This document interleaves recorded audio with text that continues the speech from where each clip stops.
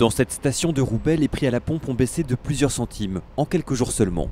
Une nouvelle appréciée par certains automobilistes. Vu que je mets un peu le plein ce temps-ci, donc vu que ça a baissé un tout petit peu, quelques centimes, c'est déjà assez, on va dire. D'autres, en revanche, sont plus sceptiques. Si on met pas beaucoup, on voit pas trop la différence.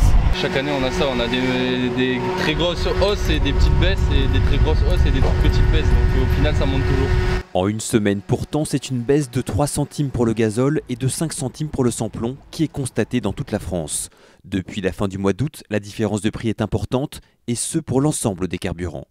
Si la diminution des taxes et des marges des distributeurs voulue il y a un mois par le gouvernement contribue à cette baisse, la raison principale doit être cherchée ailleurs, sur les marchés financiers.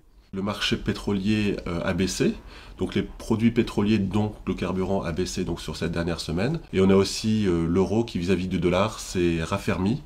Et donc comme on achète notre pétrole en dollars, ça nous coûte moins cher maintenant que la semaine dernière. Très fluctuant, le marché du pétrole peut repartir à tout moment à la hausse. En attendant, les automobilistes peuvent profiter d'un carburant dont le prix n'avait plus été aussi bas depuis plusieurs mois.